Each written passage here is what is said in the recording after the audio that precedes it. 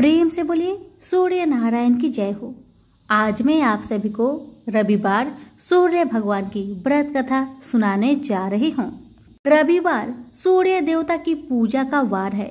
जीवन में सुख समृद्धि, धन संपत्ति और शत्रुओं से सुरक्षा के लिए रविवार का व्रत सर्वश्रेष्ठ है। रविवार का व्रत करने व कथा सुनने से मनुष्य की सभी मनोकामनाएं पूरी होती है। मान सम्मान, धन, यश तथा उत्तम स्वास्थ्य मिलता है। रविवार व्रत का पूजन विधि। सूर्य का व्रत 1 वर्ष या 30 रविवारों तक अथवा 12 रविवारों तक करना चाहिए। रविवार को सूर्योदय से पूर्व बिस्तर से उठकर स्वच्छ व स्नान आदि से निवृत्त होकर स्वच्छ लाल रंग के वस्त्र पहने। तत्पश्चात घर के ही किसी पवित्र स्थान पर भगवान सूर्य की स्वर्ण निर्मित मूर्ति या चित्र स्थापित करें। इसके बाद विधि विधान से गंध, पुष्प आदि से भगवान सूर्य का पूजन करें। पूजन के बाद व्रत कथा अवश्य सुने। व्रत कथा सुनने के बाद आरती अवश्य करें। आज ज्येष्ठ मास का प्रथम रविवार है। मैं आपको बता दूं कि ज्येष्ठ मास में सूर्य भगवान को दही, सत्तू आदि का अर्पण एवं दही चावल आदि का दान तथा भोजन करना चाहिए। तो सभी मिलकर बोलिए सूर्य नारायण की जय हो। अब सुनिए कथा। एक गांव में एक बूढ़ी माई रहती थी। वह रविवार के दिन अपने घर को गोबर से लिपा करती थी। उसका यह अटल नियम था। बुढ़िया माई रविवार के दिन भर निराहार व्रत रहकर शाम को अन्न निर्मित खाद्य तथा फल भगवान सूर्य देव को अर्पित करती तथा उस प्रसाद को सूर्य अस्त होने से पहले ही ग्रहण कर लेती। इसी नियम से प्रत्येक रविवार को पूजन करने के कारण थोड़े ही दिनों में बूढ़ी माई का घर धन धान्य से भरने लगा। उस बुढ़िया का आर्थिक दशा में प्रगति देखकर उसकी एक पड़ोसन उससे जलने लगी। उसकी पड़ोसीन अपने मन में सोचने लगी कि मेरी गाय की गोबर से लिपने पोतने के कारण ही बुढ़िया माई इतनी धनवान बन रही है। पड़ोसन के मन में आया कि अब बुढ़िया को अपने गाय का गोबर गलती से भी लेने नहीं दूंगी। इसी कारण से वह पड़ोसन अपनी गाय को घर के भीतर बांधना शुरू कर दी, जिस कारण से बूढ़ी माई को गोबर मिलना बंद हो गया। बेचारी बुढ़िया अब तो दूसरे रविवार के दिन अपना घर को गोबर से न लिप सकी, इसलिए बड़ी असुविधा हुई। अपने नियम में बाधा पड़ने के कारण वह बुढ़िया बहुत उदास हो गई। मानसिक चिंता के कारण बुढ़िया उस दिन भगवान सूर्य देव को कुछ भी अर्पित ना कर सकी और न तो स्वयं ही प्रसाद रूप में कुछ ग्रहण किया। शाम को वह भूखी प्यासी चिंतातुर अवस्था में सो गई। रात्रि में भगवान सूर्य नारायण ने उस बुढ़िया को सपने में दर्शन देकर दुख का कारण पूछा। तब बूढ़ी माई ने दुखी होकर कहा कि आज गोबर न मिलने के कारण मैं नियम अनुसार आपका पूजन न कर सकी। मेरा नियम भंग हो गया है। इसी एक बात से अत्यंत दुखी हूँ। बुढ़िया की बातों से दरियाद्र होकर सूर्य भगवान ने कहा, मैं तुम्हें एक गाय देता हूँ जिससे तुम्हारी इच्छा पूर्ण होगी।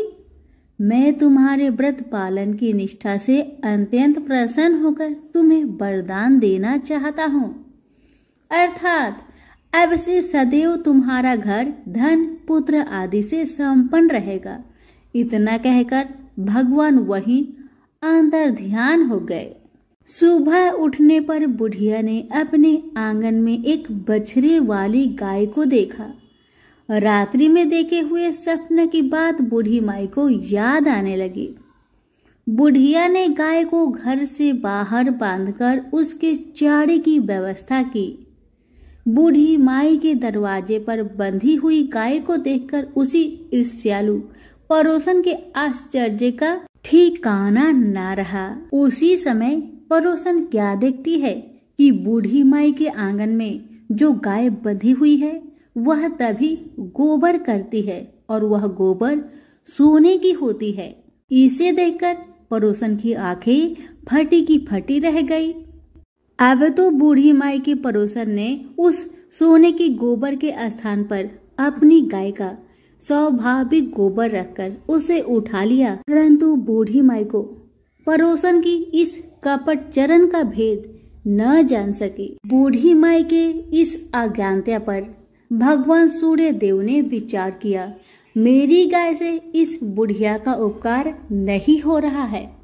इसलिए भगवान ने अपनी माया से एक भयंकर तूफान उत्पन्न कर दिया, जिसके फलस्वरूप बड़े बड़े विशाल वृक्ष भी टूटकर भूमि पर गिरने लगे।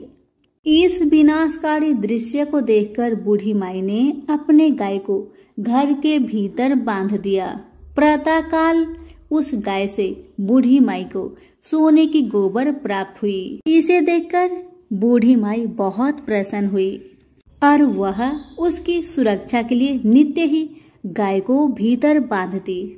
बुढ़िया के सावधानी से अब उसकी पड़ोसन का कोई वश नहीं चलता था। एक दिन पड़ोसन ने बुढ़िया की गाय छीन लेने के उद्देश्य से एक चाल चली। उसने राजा के पास उपस्थित होकर राजा से निवेदन किया कि महाराज, मेरी पड़ोसन बुढ़िया के पास एक अद्भुत गाय है जो सोने की गोबर देती है, अतः वह गाय यदि महाराज आपके पास रहे तो उससे जनता का लाभ हो सकता है। राजा ने उसके प्रलोभन में आकर अपने सिपाहियों को आदेश दिया कि तुम लोग जाकर उस गाय को यहाँ ले आओ। सिपाहियों ने तुरंत आज्ञा का पालन किया। अब वह गाय का गोबर उठाकर न ले जाने पावे। आदेश देकर राजा महल में चले गए। उस दिन की रात में राजा को प्रसन्नता के कारण नींद न आई। राजा सवेरे होने की प्रतीक्षा उत्सुकता पूर्वक करने लगे। सुबह गाय के पास जाकर देखा, वहां स्वाभाविक गोबर के अतिरिक्त कुछ न था। राजा की क्रोध अग्नि भड़क उठी। उन्होंने बूढ़ी माई को बुलवाया और राजा ने उस बुढ़िया से पूछा, क्या तुम्हारी गाय सोने का गोबर देती है? इस बात की सूचना पर मैंने तुम्हारी गाय मंगवाई थी, फिर क्या कारण है कि गाय वैसा गोबर न दे सकी? बूढ़ी माई ने उत्तर दिया, महाराज, गाय के गोबर से घर लिपना मेरा नित्य नियम का काम है। मैं दिन भर व्रत रहकर सायंकाल भगवान सूर्य को नैवेद्य अर्पित कर उस प्रसाद को ग्रहण करती हूँ। मेरे पास जब अपनी गाय न थी तो मैं पड़ोसन के गोबर से घर लिपती थी। देवयोग से गोबर के अभाव में एक दिन में अपने नियम का पालन न कर सकी। उसी दिन में रात्रि में भूखी ही सो गई। रात्रि में भगवान ने स्वप्न देकर मुझे यह गाय प्रदान की है। मेरी इस सियालू पड़ोसन ने आपको सूचना देकर मेरी गाय मुझसे छिनवा ली है। गाय के संबंध में बस मैं इतना ही जानती हूँ। बुढ़िया की बातों से संतुष्ट होकर राजा ने कहा, बूढ़ी माँ, मुझे क्षमा करो, मैं अज्ञानतावश तुम्हारी गाय मंगवा ली है। अब मैं तुम्हारी गाय तुम्हारे घर भेज देता हूँ। इस कार्य के निमित्त तुम्हारी पड़ोसन अपराधिनी है और उसे इसका दंड मिलना चाहिए। अपनी गाय वापस पाकर बुढ़िया प्रसन्न होकर अपने घर को चली गई। इसके बाद राजा ने उसकी अपराधीन पड़ोसन को बुलाकर उसे उचित दंड दिया। उस दिन राजा ने अपने नगर में घोषणा करवा दी कि रविवार के दिन सभी नगरवासी दिन भर व्रत रहकर सूर्य देव का पूजन करें। राजा स्वयं भी रविवार व्रत के नियम का पालन करने लगा। व्रत के प्रभाव से राजा दिग्विजय करता हुआ अपने राज्य का विस्तार करने लगा। व्रत करने पर सूर्य भगवान प्रसन्न होकर उसे धन धान्य से समृद्धि और संपूर्ण रोगों से मुक्त कर देते हैं। इस व्रत के प्रभाव से अंधे और कुष्ठी मनुष्य को विशेष लाभ होता है। हे सूर्य भगवान, जैसे आपने उस बूढ़ी माई पर अपनी कृपा बरसाई, वैसे ही आपकी कथा कहने वाले, हुक्कारे भरने वाले सभी पर अपनी कृपा बनाए रखे। तो प्रेम से बोलिए सूर्य नारायण की जय हो। गांव में एक माँ और उसकी बेटी दोनों सूरज भगवान का व्रत किया करती थी। एक बार की बात है, दिन थी रविवार। उस दिन माँ और बेटी दोनों जन सूर्य नारायण का व्रत कर रहे थे।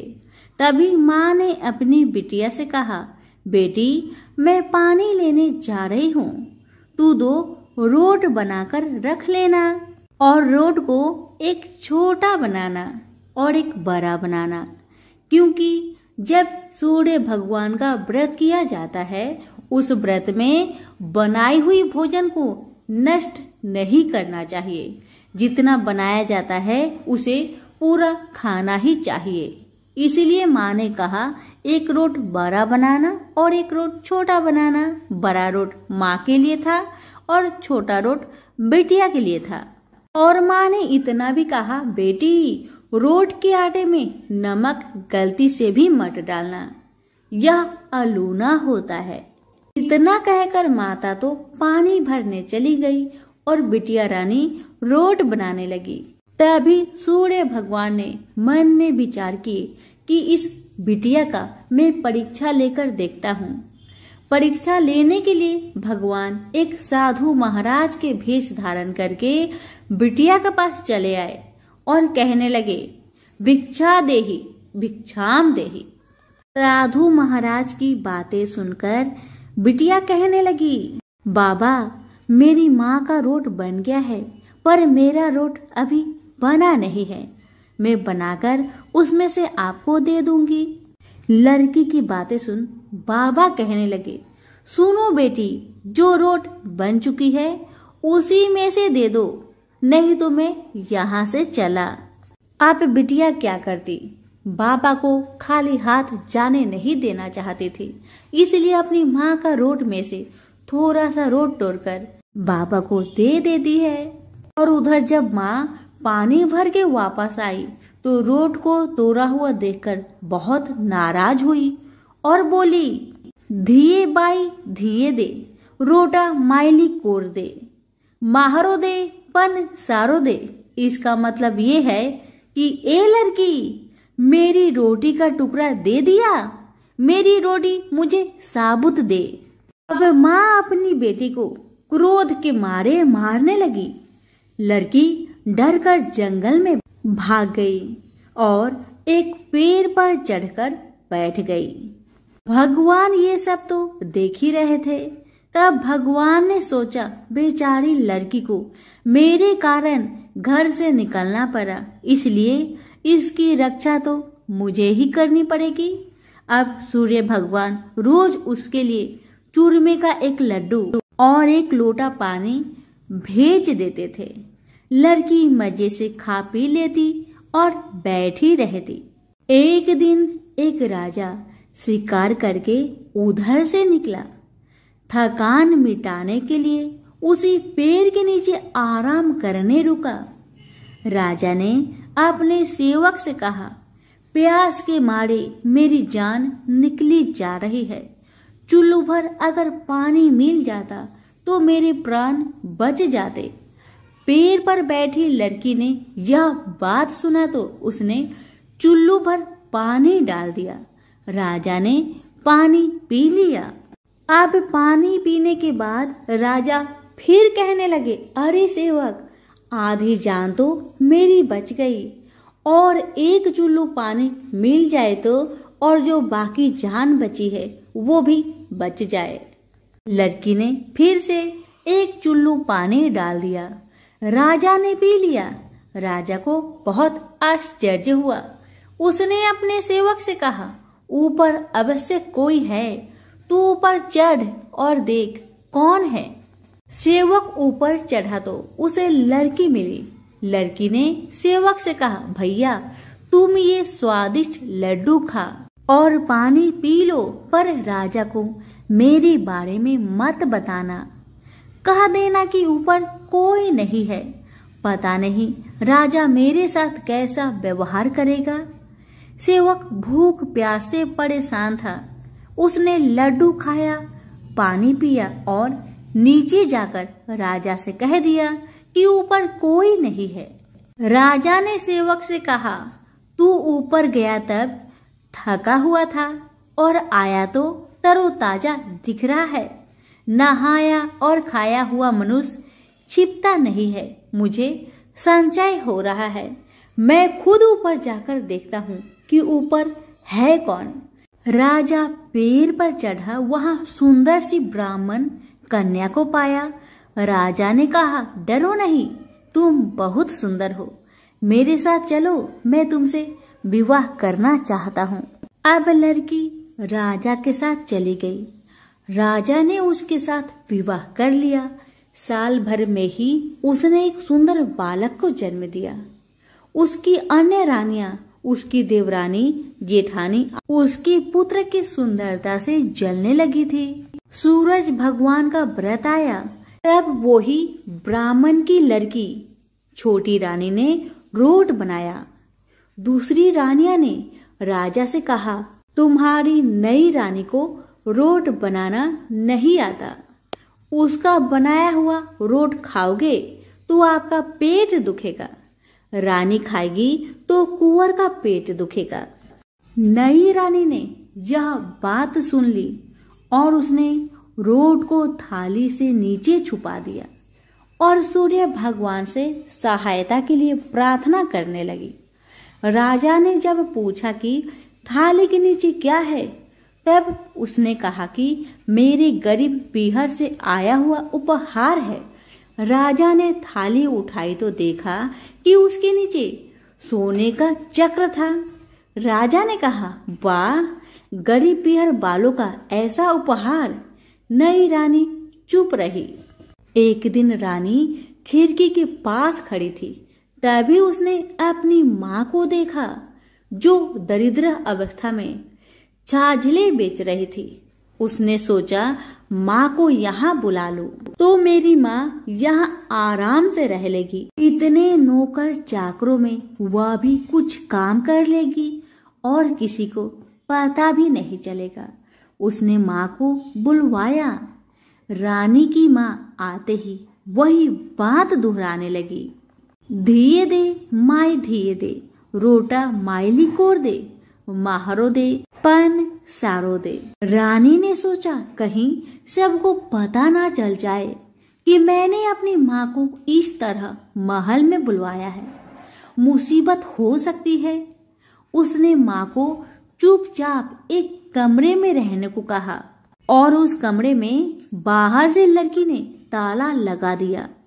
रानी की देवरानी जेठानी व अन्य रानियां राजा से कहने लगी कि नई रानी का व्यवहार संदेह पैदा करता है। एक औरत महल में घुसी थी, पर वह बाहर नहीं निकली। छोटी रानी यह सुन ली। वह सूर्य भगवान से इस विपत्ति से बचाने के लिए प्रार्थना करने लगी। राजा ने वहां आकर उस कमरे की चाबी मांगी। राजा ने कमरा खोला तो वहां सोने का एक मूर्ति मिला। राजा ने पूछा, यह मूर्ति कहाँ से आई? रानी ने कहा, मेरे गरीब पीहर का उपहार है। राजा ने कहा, तुम्हारे गरीब पीहर से इतने कीमती उपहार आते हैं? मुझे तुम्हारा पीहर तो देखना ही होगा। हम वहां चलेंगे। रानी ने फिर सूरज भगवान से मदद मांगी। सूरज भगवान ने कहा कि मैं 1.25 पहर की व्यवस्था कर दूंगा, लेकिन फिर मुझे नगरी में उजाला करने जाना होगा। सूर्य भगवान ने जंगल में माया नगरी बसा दी। महल, झरोखे, बाग, बगीचे, रिश्तेदार आदि सब माया से बना दिए। महल की रसोई में कई प्रकार के व्यंजन बन रहे थे। राजा रानी का पीहर गए। सबसे मिलकर और खा पी कर रानी ने राजा से वापस चलने को कहा। राजा ने कहा, इतना जल्दी क्या है, हम तो अभी आए हैं, थोड़ा आराम कर ले। रानी ने बड़ी मुश्किल से राजा को वापस चलने के लिए मना लिया और वे रवाना हो गए। थोड़ी दूर जाने के बाद राजा को ध्यान आया कि उनकी कटार वहीं रह गई है। राजा ने सेवक को कटार लाने भेज दिया। सेवक वहां गया तो देखा कि वहां जंगल के सिवा कुछ भी नहीं था। कटार झाड़ी में पड़ी थी। कटार लेकर सेवक आया और उसने यह सब राजा को बताया। राजा को पहले ही शक था। उसने तलवार निकाली और गुस्से में आकर रानी से सच बताने को कहा। रानी ने सब कुछ सच सच कह डाला और सूर्य भगवान की कृपा और मदद के बारे में भी बताया। यह सब सुनकर राजा बहुत प्रसन्न हुए और रानी को सूरज रोड का व्रत अच्छे से करने को कहा। रानी का मान और बढ़ गया। हे सूरज भगवान, जैसा सुख उस लड़की को मिला वैसा ही सुख यह कहानी कहने और सुनने वालों को भी प्राप्त हो। तो प्रेम से बोलिए सूरज भगवान की जय।